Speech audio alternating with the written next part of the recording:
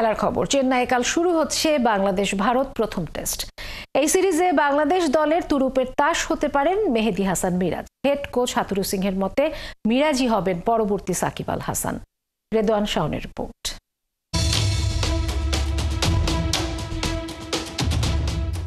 মেহেদী হাসান মিরাজ বাংলার ক্রিকেটের অক্টোপাস। না, প্রথম লাইন শুনেই রেগে আগুন হওয়া কিংবা অট্টহাসি দেওয়ার কোনো কারণ নেই। বিস্তারিত শুনলে আপনিও বুঝে উঠবেন ঠিক কী কারণে মিরাজকে বিশেষায়িত করা হলো অক্টোপাসে।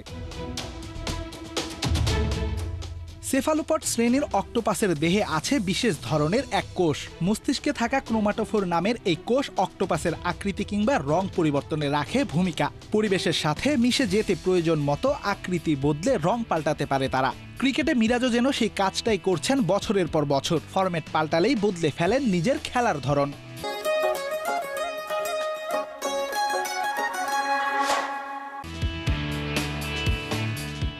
সাদা পোশাকে ক্রিকেটের বনেদি ফরম্যাট কিংবা টান টান উত্তেজনার রঙিন ক্রিকেট। মিরাজ যেখানে যান ছেয়ে যান পুরোটা, বল হাতে কিংবা উইলোবাজিতে, টপ অর্ডারে কিংবা মিডিল অর্ডারে। আবার সময়ের চাহিদায় লোয়ার অর্ডারেও মিরাজ হয়ে উঠতে পারেন টাইগার একাদশের সবচেয়ে বড় অস্ত্র।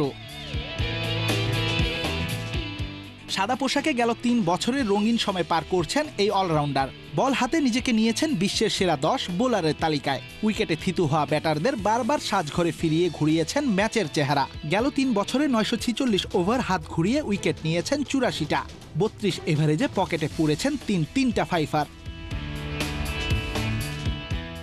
উইলো হাতেও মিরাজ এখন দলে দিচ্ছেন নিজের সেরাটা। সাদা পোশাকে গেল ৩ বছরে ১ সেঞ্চুরির পাশাপাশি 50 হাঁকিয়েছেন ৬টা।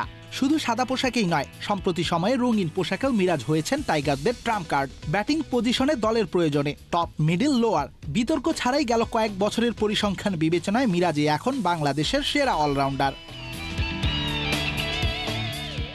মিরাজকে নিয়ে গেল মঙ্গলবার চেন্নাইয়ের অনুশীলনের পর tiger head coach Chandika Hathuru সিংহের কাছেও করা হয়েছে প্রশ্ন। প্রিয় শিষ্যের সাম্প্রতিক পারফরমেন্সে মুগ্ধ টাইগার হেড কোচও ভরা মজলিসেই দিয়েছেন ঘোষণা, মিরাজই নেবেন বাংলার ক্রিকেটের পরবর্তী সাকিব আল হাসানের সিংহাসনটা।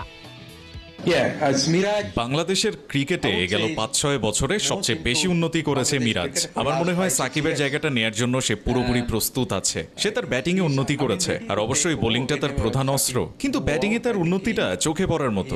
মাঠে ফিল্ডার হিসেবেও সে দারুণ।